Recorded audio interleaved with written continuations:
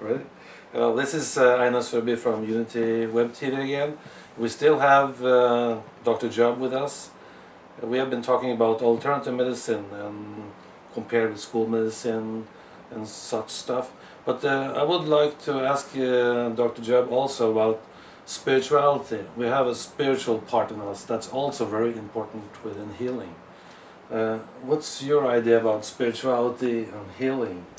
Well, I would say that most people are suffered to have grief, and grief is the integration of loss, and no one could deny that a lot of these traumas and things that kind of occurred from abandonment to all sorts of issues that are stemming from this modern society of a loss of ethne, which ethne is a word to describe a pod of people that was around you, who knew you, who you knew them, you knew each other, and there was a kin.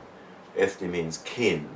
So we only ever had people who knew us, ministering to us, and it was somebody who really knew us. But today you've got border control and stoppingness, and people who don't know you whatsoever, and they can put over you whatever they like, you see, which in medicine, in health and healing, much can be occurred. There can be traumas that people have suffered, which is loss, and grief probably is one of the biggest emotions, which is the most powerful emotion that can assist people to be more spiritual. Because if we haven't learned deeply to forgive, perhaps somebody could have just given their boat and their net, but they didn't give anything of themselves. And spirituality is really how does this fit in a manner that creates a union and unity. Spirituality and unity is the same. If somebody had was right, but they were antisocial, that wouldn't work. If persons are social and wrong, but being social certainly, and being able to fit in as one can, is the most powerful, because then we have rapport. But could we say that disruption to ease is because a lot of chatter could be present, and all sorts of conditions could have been that caused a lot of chatter in a person's matrix, and that 95% of the chatter that most people have, which is feelings and sounds and pictures, cause them to be engaging someone else's thinking, which they can't do, which that's a violation. But 95% of most chatter is how does somebody else think and how are they thinking, which disease... You're talking about what we're thinking inside. Yeah. Yes. So disease, could we say, is disruption to ease is where there is a quietness, which is our original condition, and that things could have impinged upon that caused that silence to no longer be present quite. So then there's sort of all sorts of story and things. But then spirituality would be, what can we do to clear away a person's story? They can need a process perhaps, which is very powerful, and a caredness that this person's process is their process, and no one can take this away. I think Christ is more a living blood and warmth inside, not something historical, but this which we're talking about is something way beyond anything historical, and that the historical Christ-likeness of what you have here at Unity is more to do with something living, a living blood. So you're aware, of course, that our thinking can affect blood flow of itself, and you know that when somebody comes in, you could see how much movement exists within the person versus a stasis.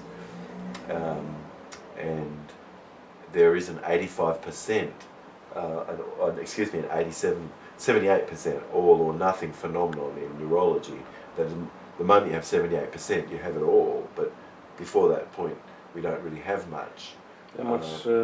Passing on any activity from one nerve to another. It's sundered and acts on hillock, and it has to have 78%.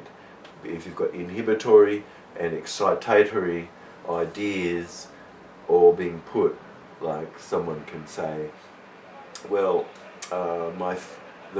the doctor has said, and that's an external reference, and then, well, but I've been feeling, I wonder about doing what I can to clear away toxin and give my body a chance to heal up.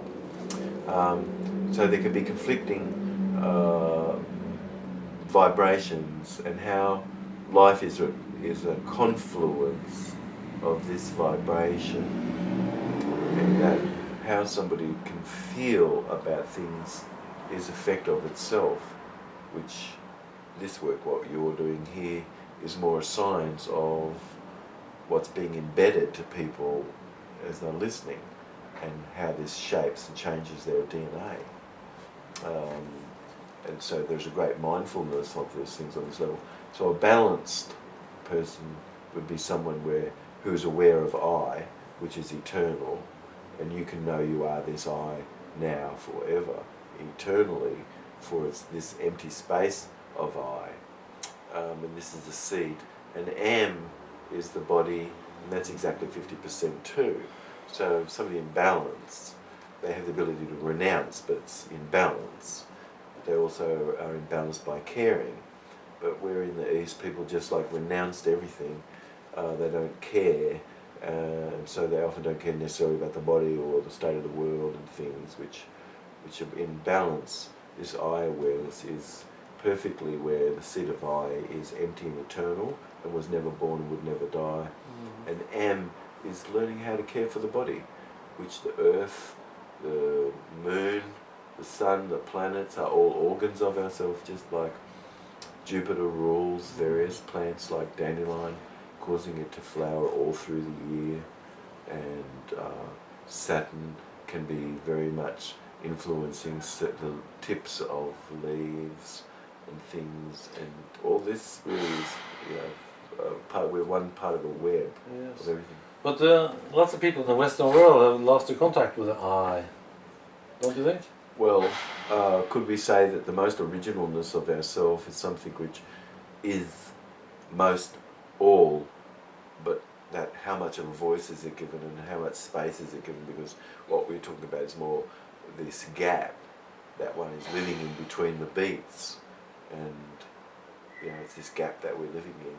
And how are you living when you're living in this gap, actually, and how relaxed are the shoulders, how relaxed is the tummy, how able are you to be able to integrate things which is lost, which is the truth of something which you can have not had a liberty that other people could so freely have. There can be all sorts of things that can have occurred in one's own life which is a part of this. And just like the insects flying through the air provide us with formic acid to our atmosphere. Without the insects flying through the air, there is no formic acid, and so the fluid cannot flow through our connective tissue like it's supposed to. So everything is all part of the web of life, and unless a fruit tree has the ability to be able to have some contact with wasps to sweeten the tree up and cause that tree to have its health, there's a relationship, with everything. The sound of the crickets, but we need to get back more to nature. Certainly, we need to bring the outdoors indoors. We need to actually get rid of geopathic stress and electromagnetic pollution and things which, these are interesting things to you at the centre here. But spirituality to me is involving an encompassing approach of not leaving any stone unturned. So, you're talking about gender, you're talking about what war machinery is, and to disengage it by causing a wellness and a language of peace more to come to be, much more so. An awareness of practitioners that the language exchange between ourselves is something which is causing some pattern to be followed after we've connected with each other, and that this is probably the most important instructions that's been given. But could we say quietening the mind and the chatter, so all the feelings, so how relaxes the shoulders, the tummy, the heart is the chatter. So then there's auditory, enormous chatter, and then there's visual pictures and things. And the idea would be to clear it away. Internet, Yes, to clear it away more. Yes. Yes. Spirituality and healing. You talked about lots of interesting stuff that's not usually talked about, but spirituality. Usually, when they talk about spirituality, people talk about God and everything. But you're talking more about normal things within us and how we connect with people, how we connect with the world. Correct. Because to administer some service to another, one would consider, would it be important that the person who is doing this actually has knowledge of who this person is? I think so. Could someone just have knowledge of everyone because they have eye awareness? They could. We should do what we can to move toward being eye aware, so one is fully aware of who eye is, and they can minister more universally to people. But ethne is a pod of some 30 odd people, and things should be designed around more your pod, which it always was, so that you actually did have some people who knew you, and